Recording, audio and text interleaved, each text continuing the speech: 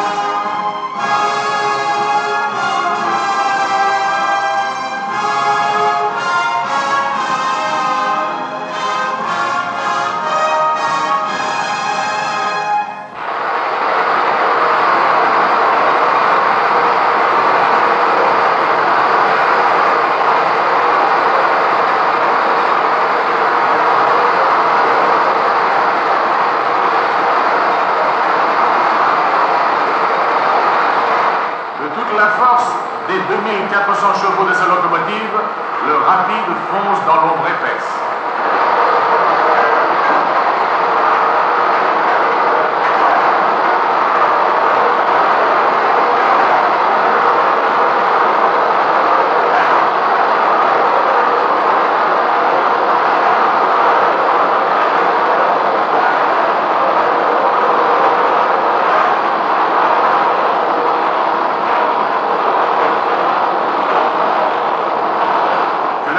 Sereine ou désolée d'un vent de neige, qu'elle offre une visibilité parfaite ou qu'il faille difficilement repérer le signal au bout de la voie, mécaniciens et chauffeurs sont à leur poste.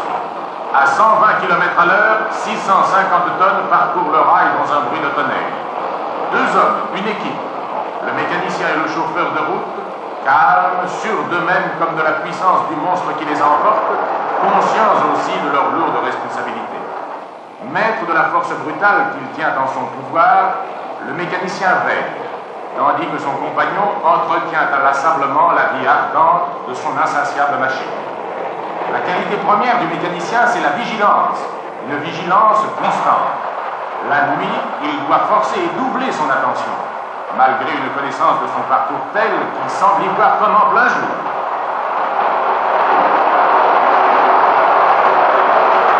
« 120 à l'heure.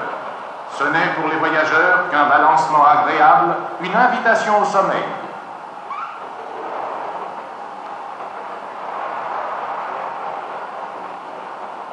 Ils peuvent dormir tranquilles. On veille sur leur sécurité.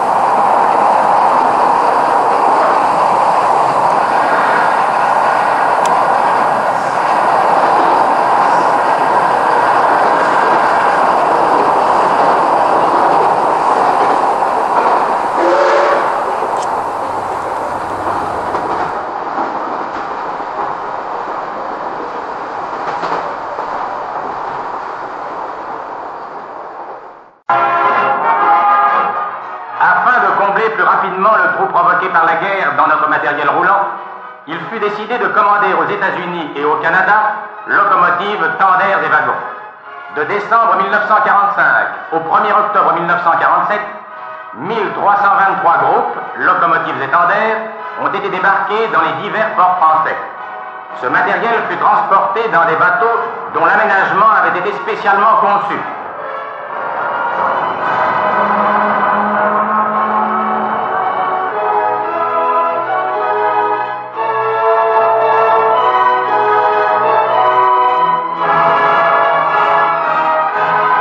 Le 28 février 1947, à Cherbourg, le général Vanier, ambassadeur du Canada, accompagné de hautes personnalités du gouvernement, de messieurs Flouret, président du conseil d'administration de la SNCF, et Lemaire, directeur général, venait d'assister au débarquement des premières machines envoyées par son pays.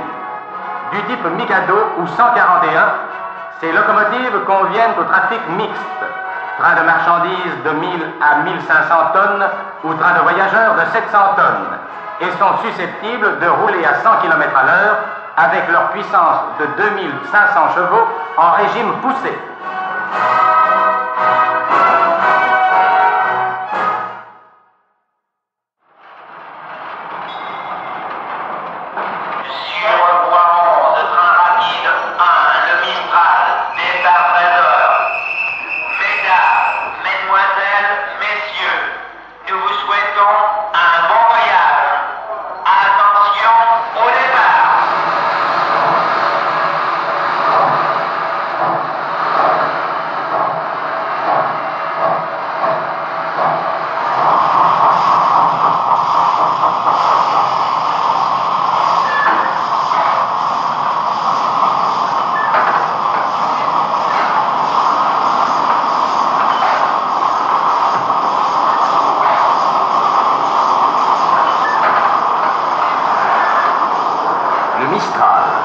Ce nom qui pour les gens du Nord évoque quelques galéjades méridionales et qui pour les gens du Midi est une profonde réalité, ce vent de tempête qui souffle du Nord dans la vallée du Rhône s'étale dans les plaines de la Camargue et de Provence et déferle pour enfin se perdre en Méditerranée.